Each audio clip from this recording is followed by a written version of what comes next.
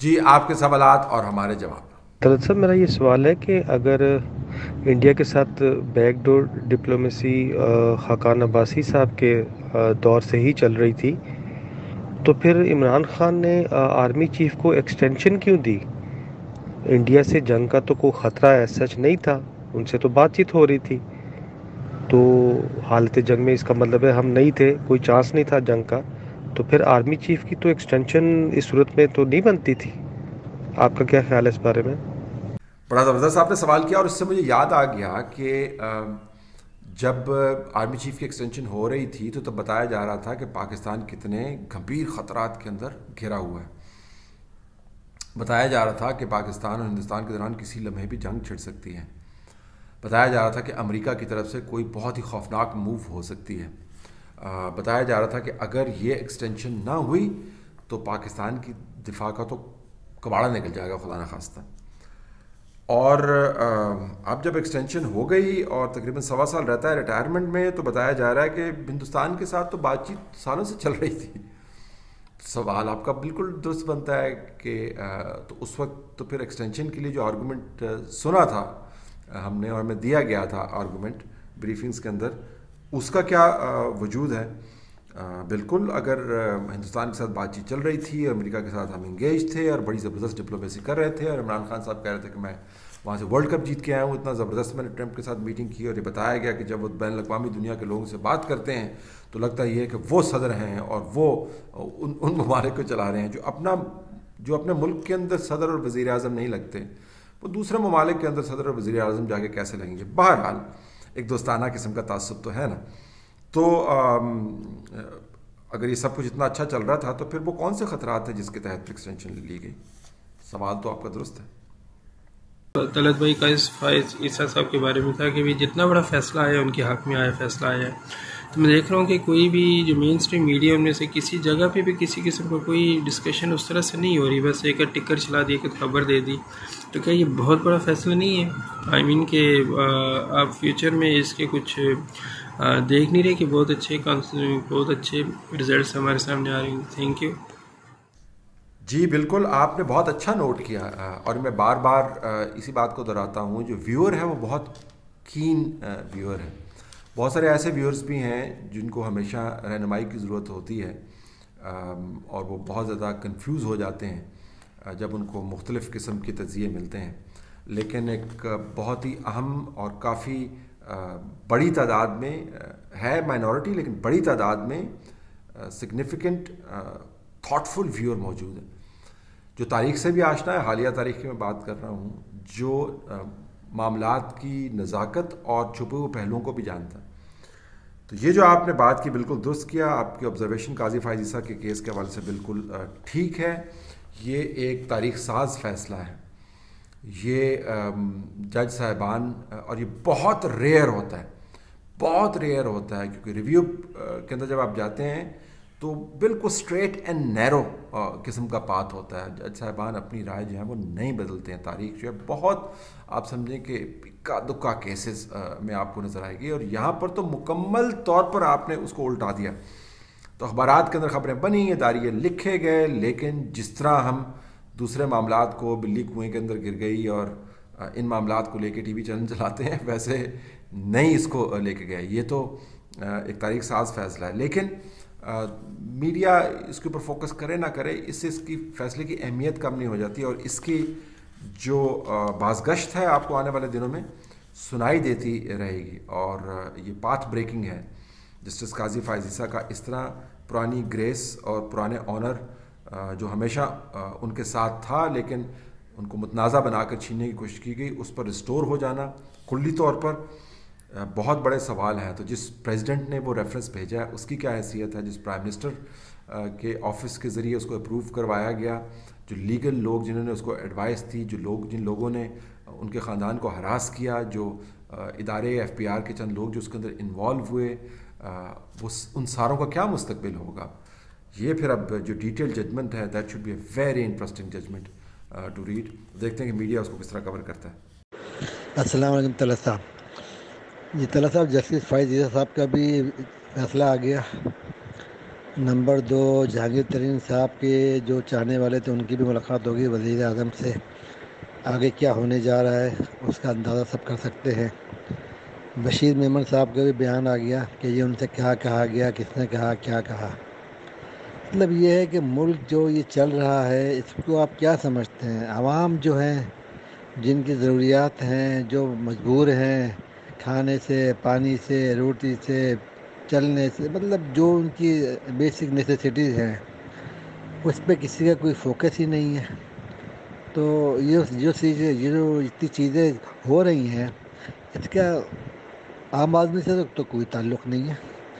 अगर वो छूट गए या वो बरी हो गए या वो चले गए तो भाई आम आदमी कहाँ पे जाएगा? मतलब ये कि मुल्क ऐसे ही चलेगा या कुछ आपको कुछ ऐसा नज़र आता है कि इससे कुछ के इसके अलावा भी कुछ यहाँ पे होगा? जी बिल्कुल, आपने ठीक फरमाया। जो आम लोगों के मसाइल हैं, बसा औकात मीडिया के अंदर सियासी ज़ावियों से वो डोमिनेट कर जाते हैं। तो जब आप सुनते हैं इमरान खान साहब को बात करते हुए जी कि एलीट कैप्चर करता है, तो सबसे बड़े एलीट्स की नुमाइंदगी तो वो ख़ुद करते हैं। तमाम की तमाम काबीना जो है वो एलीट्स पर मुश्तमिल है। उनकी पार्टी के अंदर एलीट्स बैठे हुए हैं। वो बड़े बड़े इंडस्ट्रीज़ को रिप्रेजेंट करते हैं, बड़े बड़े वेस्टेड इंटरेस्ट को रिप्रेजेंट करते हैं। वो उसमें रियल एस्टेट वाले भी मौजूद हैं, स्टॉक मार्केट वाले मौजूद हैं, उसके अंदर घी वाले मौजूद हैं, उसके अंदर चीनी वाले मौजूद हैं, उसके अंदर आटे वाले मौजूद हैं। और ये लोग जो हैं और इनकी ख़बरें जो हैं अजीब व गरीब किस्म की ख़बरें जो हैं वो फिर ये बनवाते हैं और फिर वो स्पेस डोमिनेट कर लेते हैं जो लोगों के मामलात के ऊपर जिसको डेडिकेट करना चाहिए। चैनल्स का भी इसके अंदर कसूर है कि आपको लोगों को at the centre of debate जो है वो रखना चाहिए। आजकल के हालात में बिलखसूस बीमारी के हवाले से, तो अमवात के हवाले से, इन्फेक्शंस के हवाले से आप लोगों की बात करते हैं, लेकिन रोज़मर्रा ज़िंदगी में जो कुचलने जाते हैं लोग, तालीम में, सेहत में, खाने पीने के मामलात में, यानी खुराक में, इंसाफ में, नौकरियों में, घरों में, नफसियाती तौर पर वो तमाम मसाइल जो हैं उनको आप एड्रेस नहीं करते। तो स्पेस क्रिएट करनी चाहिए, तो लोगों को सेंटर ऑफ अटेंशन बनाना चाहिए। लेकिन मीडिया सेंटर ऑफ अटेंशन नहीं बनाएगा क्योंकि लोग जो है वो सेंटर ऑफ अटेंशन नहीं है। ये एक मैं जो है हर वक्त इस मुल्क के अंदर होती रही। मैंने बड़ा काम किया, मैंने बड़ा काम किया। वो दूसरे कहते नहीं मैंने बड़ा काम किया, मैंने बड़ा काम किया। और समझते हैं कि ये जो कायनात है उनके गिर्द घूमती है। और चूँकि एडवर्टीज़मेंट्स भी वहीं से आते हैं तो फिर उनके मुताबिक ही मीडिया कवरेज जो है वो क्राफ्ट की जाती है। इन मामलात का आम लोगों की ज़िंदगी के ऊपर कोई असर नहीं पड़ा। शौकत तरीन आगे चौथे फाइनेंस मिनिस्टर, तो आपकी ज़िंदगी पर क्या असर पड़ा? कुछ पड़ा? बिल्कुल नहीं पड़ा। हफीज़ शेख थे तो क्या पड़ा आपकी ज़िंदगी के ऊपर असर? जहांगीर तरीन की मुलाकात हो गई तो क्या असर पड़ा? जब नहीं हो रही थी तो तब क्या असर पड़ा? कोई असर नहीं पड़ा। आई एम नॉट सेइंग कि इश्यूज़ हैं नहीं अहम, तज्ज़िया निगारी के लिए ये इश्यूज़ अहम हैं, लेकिन लोगों के जो चैलेंजेस हैं मेन स्ट्रीम मीडिया के अंदर बिल्कुल उनको टेकअप करना चाहिए।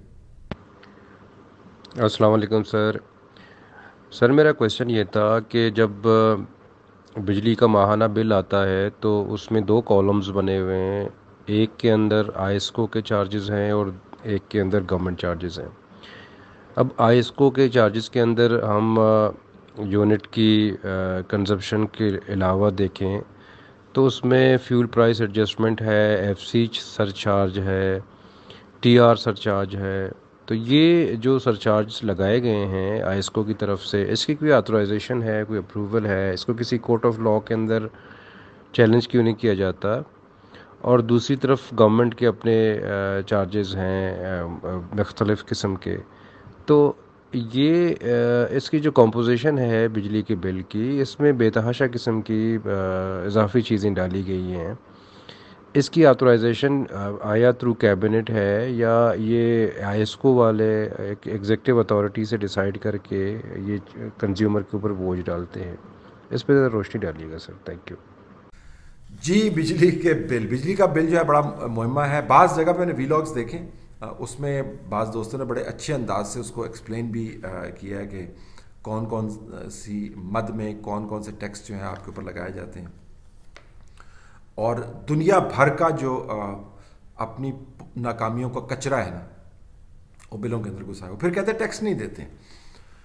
تو سب سے بڑا جو بدترین کمر توڑ قسم کا ٹیکس ہے نا جی وہ انفلیشن ہے، جو آپ اپنی ناک سے ادا کر رہے ہیں، ہر بندہ ادا کر رہا ہے. ایون جو چھوٹا بچہ پہلی دوسری جماعت کے اندر ہے وہ اپنی پینسل سے جب لکھ رہا ہوتا ہے تو اس پینسل کے اوپر بھی اس بچے نے عملاً ٹیکس دیا ہوتا ہے اگر اس نے اپنی جیب سے پیسے نکالے ہوں اور وہ پینسل خریدی ہوئی ہے. وہ کھلونا اگر کوئی لیتا ہے، وہ ایک ٹافی لیتا ہے تو اس کے اوپر وہ ٹیکس دے رہا ہوتا ہے، جو پاکستان کی حکومت جو ہے، ریاست مدینہ کی حکومت جو ہے وہ کلیم کر رہی ہوتی تھی. بچوں کی ٹافیوں سے لے کے پینسلوں سے لے کے بجلی کے بلوں تک جو ہے آپ کو ہر جگہ پہ ٹیکس نظر آتا ہے. بجلی کا بل بالخصوص اس وجہ سے ایک سکینڈل ہے کہ اس کے اندر آپ کو جو آپ سروس کنزیوم کر رہے ہیں صرف اس کے چارجز آپ نہیں دے رہے. ہوتا تو یہ ہے کہ آپ نے کسی جگہ پر جا کے کوئی سروس استعمال کی ہے تو صرف آپ نے اسی کا چارج دینا ہے. اگر آپ پانی استعمال کریں تو آپ نے پانی کا بل دینا ہے.